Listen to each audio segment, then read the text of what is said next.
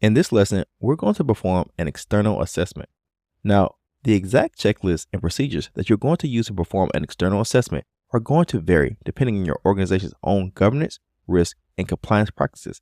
But for this video, we will be using a sample checklist from the government of San Bernardino County in California as a demonstration of the kind of questions asked during an external assessment or audit for an organization that must comply with HIPAA regulations.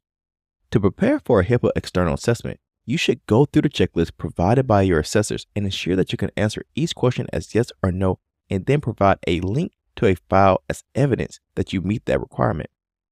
Okay, here is the HIPAA audit checklist. For example, the first line under the general information states that you must complete the enclosed HIPAA Privacy and Security Performance Audit Survey. Now, if you have completed it, you just simply mark yes, and then you will add the link to the file of your organization's share drive or external file sharing portal like Dropbox, Google Drive, OneDrive, or wherever else that you have been asked to provide your evidence files for this assessment. Now, let's take a quick look at the other types of things that you may be asked to provide during your HIPAA assessment.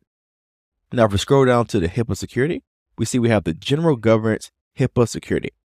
We must be able to identify any applicable industry guidance, such as studies, practices, regulations, or other reference material used to develop any of the policies and procedures requested below. No need to provide this documentation, simply identify it. So again, it's going to be a yes or no question, and then we're going to indicate where that particular file or document is, but per this statement, we don't need to provide any documentation. If we scroll down, we see under General Governance, HIPAA Security, Security Officer Contact Information, we have name, email, phone number, address, and admin contact info.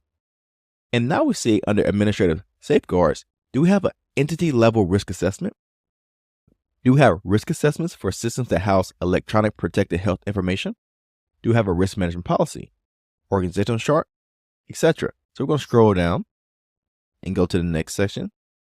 We already looked at the category of administrative safeguards. Now the physical safeguards. Do we have physical security policies and procedures? Data destruction and media reuse procedures? A list of roles-based access, job level, and level of protected health information access needed for function? A log of employees based on their protected health information access type?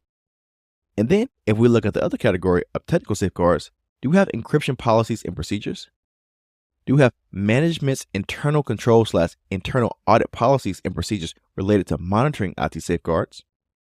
Also, do we have system-generated user access listing of all individuals with access to the system housing the PHI?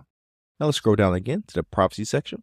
Now we see under the category for general governance and HIPAA policy, the first question says, identify any applicable industry guidance against studies, practices, regulations, or other reference materials used to develop any of the policies and procedures requested below. Again, on this particular section, no need to provide documentation, simply identify. So do we have compliance privacy officer, contact information, email, phone number, address, etc. If you scroll down here, you just have other documentation. And the last section we have here is the high-tech organization process-based capabilities. And now the acronym high-tech stands for Health Information Technology for Economic and Clinical Health. Now, the High-Tech Act was created to motivate the implementation of electronic health records and supporting technologies for the United States. That's just a general background about high-tech. So again, it's just going to ask, do we have breach notification processes, entity-level risk assessment documentation, and capabilities? And of course, if yes, say yes. If no, say no, and then provide the file location for the particular information. So as you can see, these external assessments can be pretty broad, and they are seeking to get a quick overview of your organization's current risk posture through a truly independent third-party assessor. These assessments and audits will not do anything to fix your security issues, but instead they are used as validation functions to prove that your organization is meeting a certain level of compliance to attempt to minimize its attack surface and that it's prepared to defend itself against known cybersecurity threats and risks.